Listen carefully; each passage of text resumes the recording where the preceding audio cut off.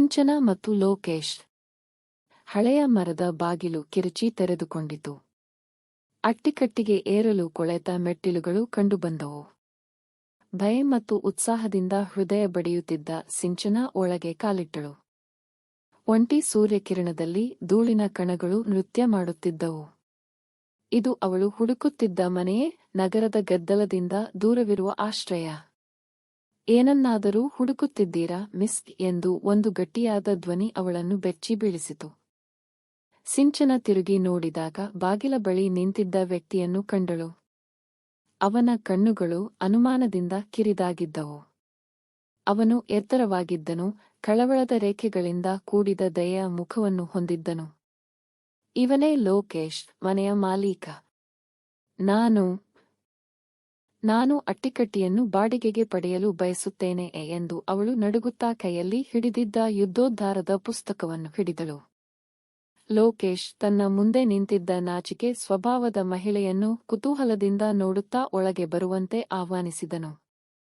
ಅವರು ಮನೆ ಸುತ್ತುವಾಗ ಅವರ ನಡುವೆ ಒಂದು ವಿಚಿತ್ರವಾದ ಪರಿಚಯತೆ ನೆಲೆಸಿತು.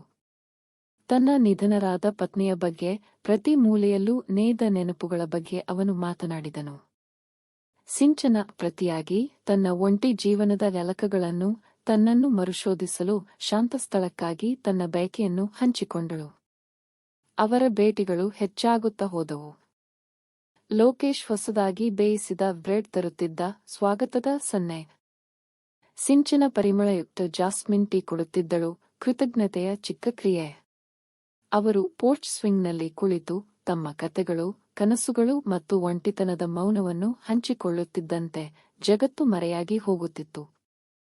ಒಂದು ಸಂಜೆ ಸೂರ್ಯ ಅಡಗಿ ಹೋಗುತ್ತಿದ್ದಂತೆ, ಆಕಾಶವನ್ನು ಕಿತ್ತಳೆ ಮತ್ತು ನೇರಳೆ ಬಣ್ಣಗಳಲ್ಲಿ ಬಣ್ಣಿಸುತ್ತಿದ್ದಂತೆ ಒಂದು ಅನಿರೀಕ್ಷಿತ ನಿಕಟತೆ ಅರಳಿತು. ಹಂಚಿಕೊಂಡ ನೋಟ, ಹಿಡಿದಿಟ್ಟುಕೊಳ್ಳುವ ಸ್ಪರ್ಶ, ಹಿಂಜರಿಯುವ ಚುಂಬನ. ಇದು ನಿಜವಾದ ಅನಿರೀಕ್ಷಿತ ಮಾಂತ್ರಿಕ ಕ್ಷಣವಾಗಿತ್ತು. ಅವರ ದೈಹಿಕ ಸಂಪರ್ಕವು ಆಳವಾಗಿ ಬೆಳೆಯಿತು. ಅವರಿಬ್ಬರು ಚೆನ್ನಾಗಿ ಕೆಲಸ ಮಾಡಿ ಸಿಂಚನಳು ಗ್ಯಾಪ್ ಕೊಡದೆ ಲೋಕೇಶ್ ಅವಳಿಗೆ ಸುಖ ತೋರಿಸಿದ.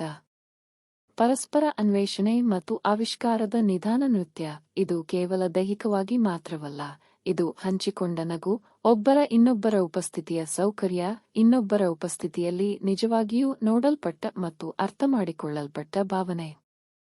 ಅವರ ನಿಕಟತೆಯು ಆಳವಾದ ಸಂಪರ್ಕದ ಸಾಕ್ಷಿಯಾಗಿ ಆರಾಧ್ಯ ಪದ್ಧತಿಯಾಯಿತು. ಒಂದು ದಿನ ಅವರು ಪರಸ್ಪರ ಹೊಂದಿಕೊಂಡು ಮಲಗಿದ್ದಾಗ ಸಿಂಚನ ಲೋಕೇಶ್ ಅವರನ್ನು ನೋಡಿದಳು. ಅವನ ಮುಖವು ಸೂರ್ಯನ ಮೃದುವಾದ ಹೊಳಪಿನಲ್ಲಿ ಸ್ನಾನ ಮಾಡುತ್ತಿತ್ತು. ನಾನು ಈ ರೀತಿ ಮತ್ತೆ ಭಾವಿಸಬಹುದು ಎಂದು ನಾನು ಎಂದಿಗೂ ಭಾವಿಸಿರಲಿಲ್ಲ ಎಂದು ಅವಳು ಭಾವನಾತ್ಮಕವಾಗಿ ತನ್ನ ಧ್ವನಿಯನ್ನು ಒರಟಾಗಿಸಿದಳು.